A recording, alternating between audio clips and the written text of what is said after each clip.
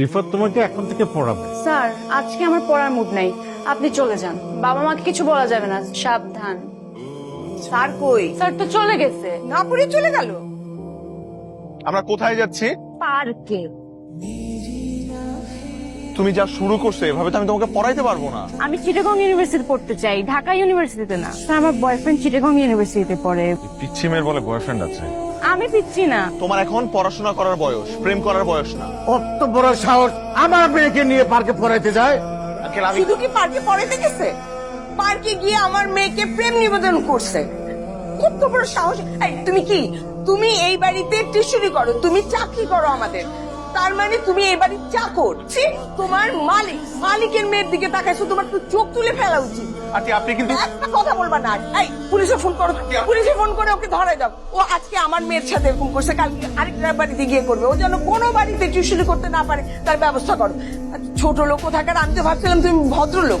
আরে তুমি তো একদম ছোট লোকের বাচ্চা কোথাকার। প্লিজ আন্টি, আপনি আমার মা বাবাকে নিয়ে কিছু বলবেন না। খুব লাগতেছে না? খুব লাগে। দেখেন, আপনার কিছু বলতে হলে আপনি আমাকে এই, তোমার কি ধান্দা ছিল যে এই ফ্যামিলিতে ঢুকে নিজের স্ট্যাটাসটাকে ক্লাব করবা? যাও গেট লস্ট। শোনো, তোমার এখন পড়াশোনা করার বয়স, প্রেম করার বয়স না। যাও গেট লস্ট। ওয়াজলি কোথাকার আবার বসে আছে। ছোট লোক কোথাকার। ধান্দা করছিলা না? কার কাছে যাবেন? আমি রিফাত স্যারের কাছে যাব। ম্যাডাম, তার পারমিশন ছাড়া তো আমি আপনাকে যেতে দিতে পারি না। আমি বেশি সময় নিব না। কি হয়েছে এখানে? ও রিফাতের কাছে যাবেন? রিফাত কি হয় আপনার হাজবেন্ড? জি জি, হাজবেন্ড। সমস্যা কি আপনার? এখানে এসে সিন ক্রিয়েট করছেন কেন? এখানে এসে আপনি মিথ্যা কথা বলছেন, you are my wife, you not my wife. আপনার সাথে আমার কোনো ধরনের সম্পর্ক নেই। আপনি আমার স্টুডেন্ট ছিলেন, দ্যাটস ইট। আগেও একবার আমার ক্ষতি করার চেষ্টা করেছিলেন, এখনো আবার ক্ষতি করার চেষ্টা করছেন। আমি কখনো আপনার সাথে আর দেখা করতে চাই না, কথা বলতে চাই না। প্লিজ দয়া করে আপনার এই চেহারাটা আমাকে কখনো আর দেখাবেন না। আপনাকে বিরক্ত করার কোনো ইচ্ছেই ছিল না আমার।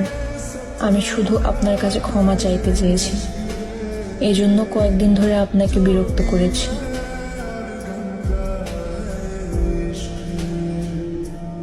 আমি কথা দিচ্ছি স্যার, আপনি আমাকে ক্ষমা করে দিলে আমি আর কোনোদিন আপনার সামনে আসবো না বা বিরক্ত করব না।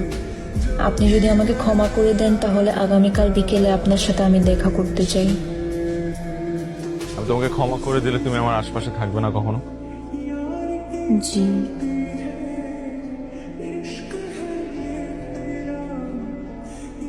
আর যদি ক্ষমা না করি?